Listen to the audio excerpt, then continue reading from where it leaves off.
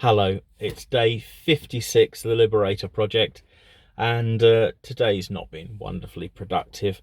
A few reasons for that. One is that, as you can see, my car's full of junk. The dump is actually closed today. It's not open until tomorrow. Now, it used to be open every day, but they've changed it now. So I've got to go tomorrow and get rid of, the junk basically that was hanging around. Today's been raining, so that's obviously put a limiter on doing things. But to be honest, I wasn't going to go to Chelmsford anyway, just because the money's very tight. I haven't worked since January, and I haven't claimed anything.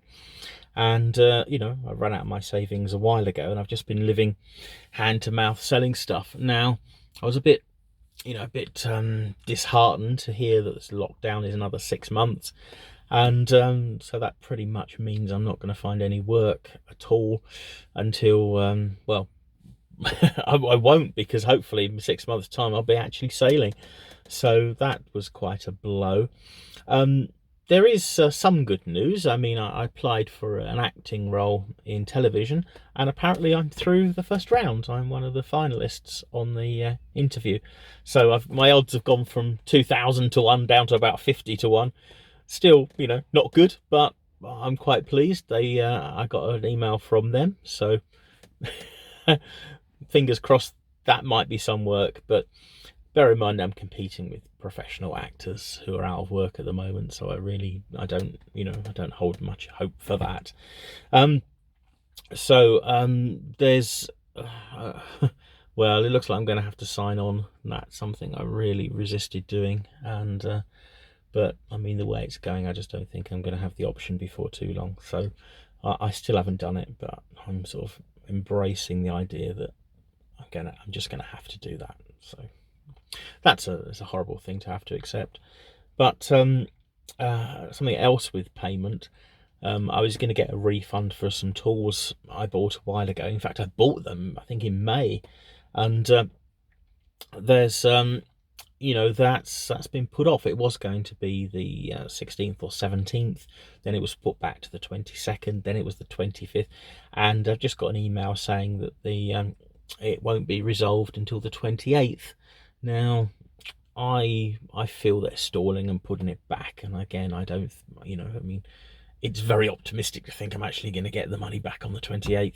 So I've got to go through some sort of process there, which is, annoying, because I really need that money to survive and get to Chelmsford and get the cars sold. Now, we're nearly at the end of the year, and I don't think I'm going to get the cars up for sale, which is a big problem, because if the weather cracks up like this, then you just can't sell them, and that's the end of that.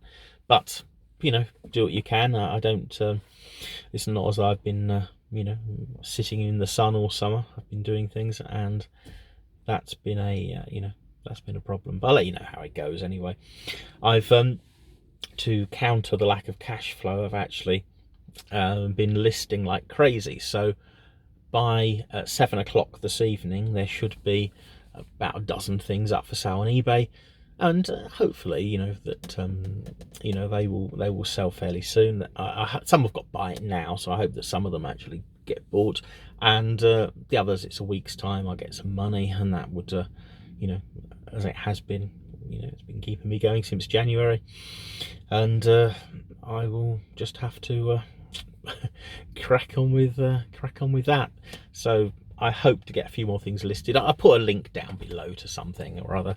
I did a cuddly toy yesterday, but I'll try and put a link down to some engine parts or something more higher value than a teddy bear. And if you're interested, you can see that. I'll try and have like 50 items up for sale, but it takes a long time to list, and I haven't got down to that as much as I should have, and one of the reasons for that is that I've been working on the fuel cell again. Now, I had a quote from the manufacturer in Bournemouth, and it was quite shocking, really, because I mean, for the catalysts, I mean, that's about £1,200 worth of iridium coated titanium. That's just in raw materials, though the manufacturer's actually providing it to the right size, or rather, I designed the fuel cell to go with the size of the electrodes.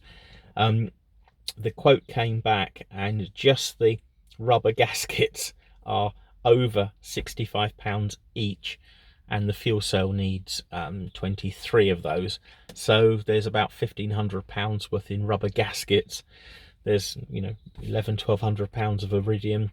Then there's going to be another few £1,000 of stainless steel and acrylic, and that's just the heart of the fuel cell. It then needs, you know, compressors, and there's quite a lot of plumbing it needs around that to actually support it, not to mention the high pressure gas valve. You know, it's quite an involved project really, and you know, it'd be nice. This is, if it doesn't work, it's like, oh, now I suppose I had a budget of you know, quite a few £1,000 to make this, because it is going to be the heart of the Liberator's energy scheme.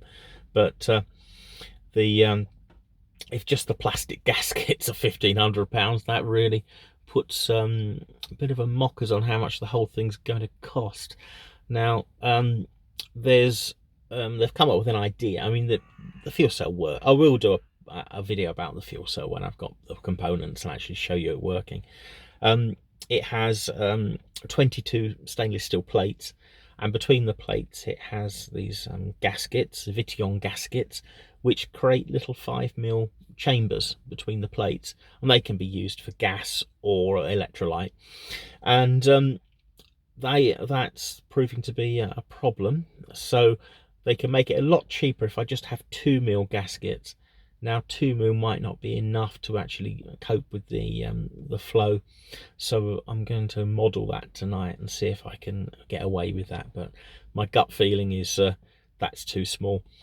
But you know, I'll have to see if I can get away with it. I don't think so, but it's worth a try.